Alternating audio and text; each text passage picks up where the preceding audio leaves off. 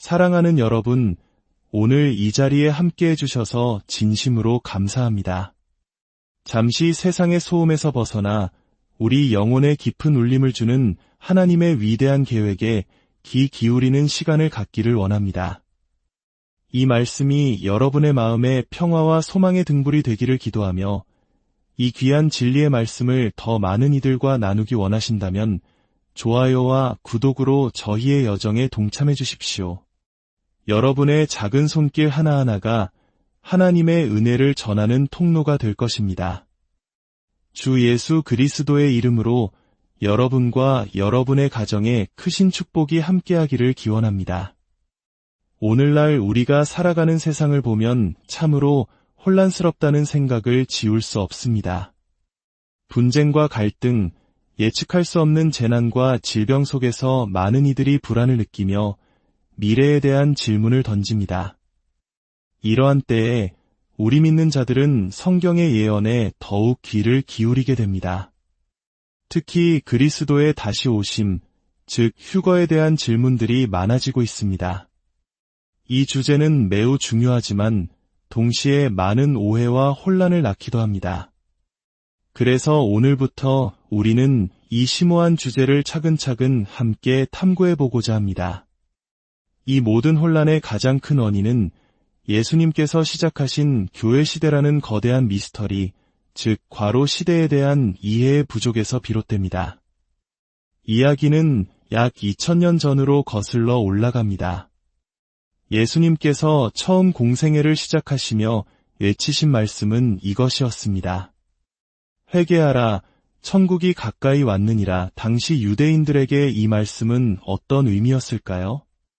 그들은 수백 년 동안 구약의 예언자들이 약속한 지상에 임할 메시아의 왕국을 기다려왔습니다.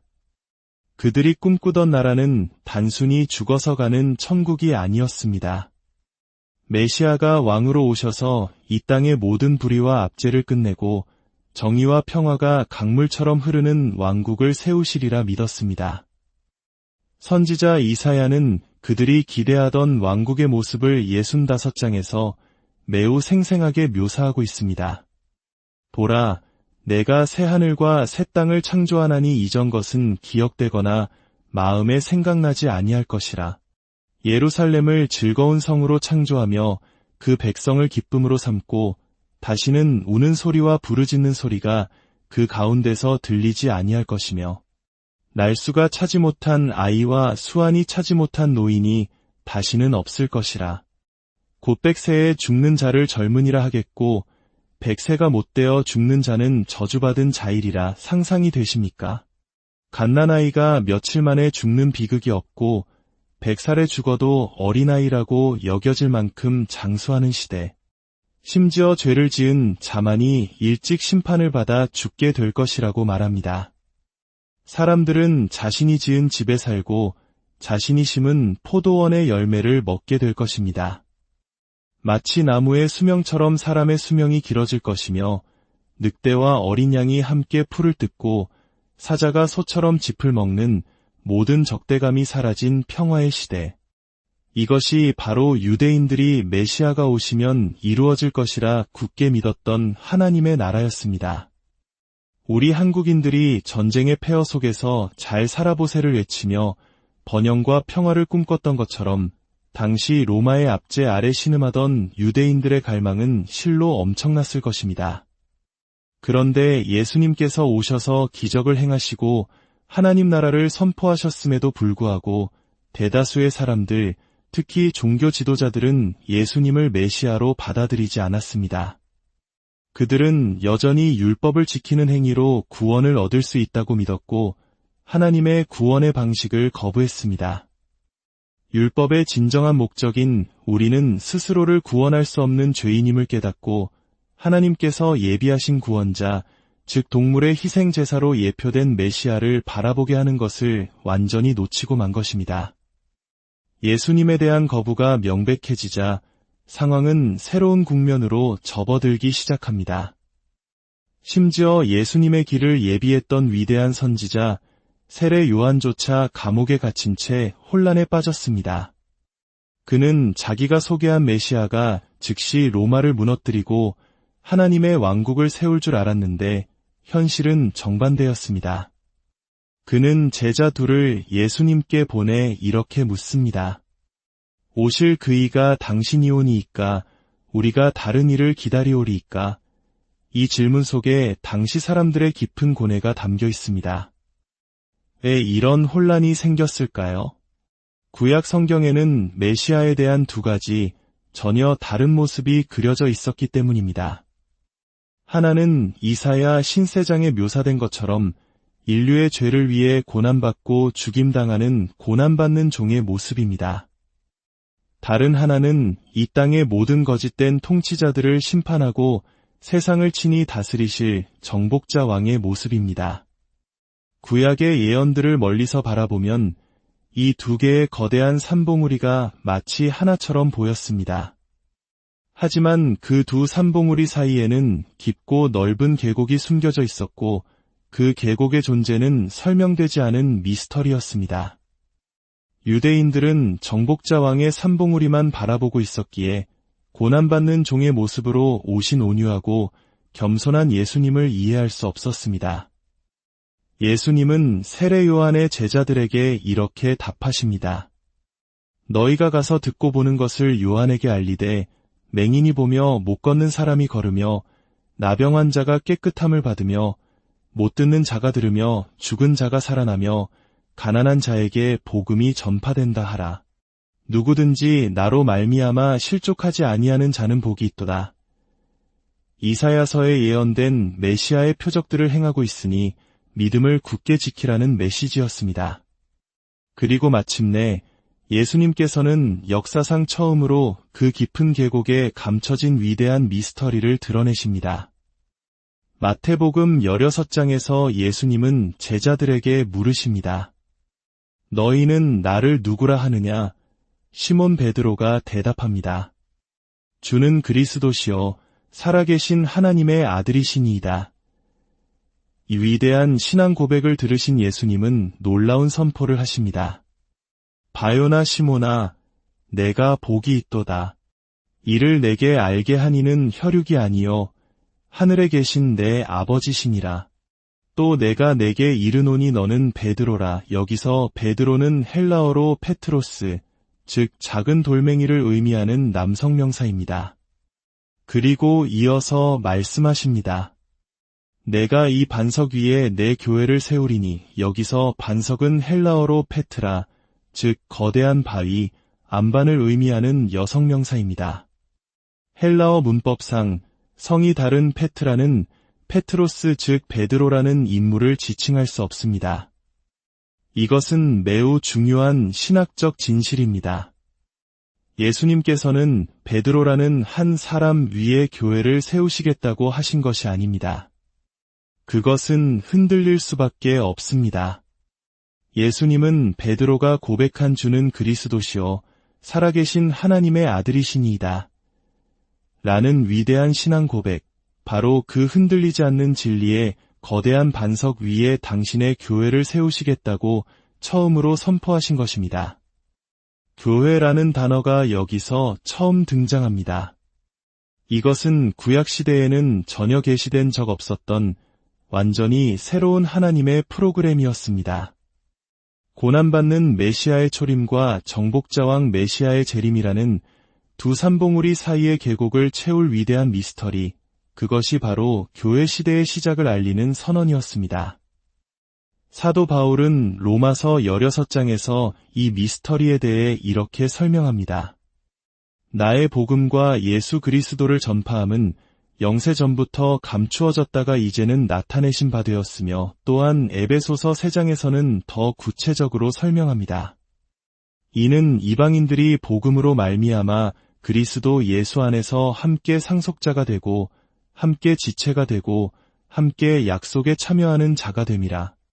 이 비밀이 다른 세대에서는 사람의 아들들에게 알려지지 아니하였으나 과거 하나님의 언약은 아브라함, 이삭, 야곱의 후손인 이스라엘에게만 주어졌습니다.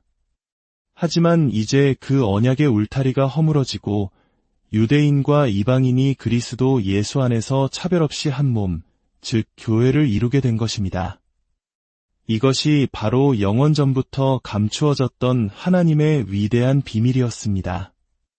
하나님께서는 이스라엘 백성이 메시아를 거부할 것을 미리 아셨습니다. 그래서 그들의 거절로 인해 지상 왕국의 설립이 연기될 때를 대비한 대체 계획, 즉 이 교회라는 과로 시대를 예비해 두셨던 것입니다. 이 교회 시대는 언제 시작되었을까요? 바로 오순절 날 성령님께서 임하신 그날입니다. 이날 이후로 예수 그리스도를 믿는 모든 자에게는 구약 시대와는 질적으로 다른 성령님의 새로운 사역이 시작되었습니다. 첫째, 성령의 내주하심입니다.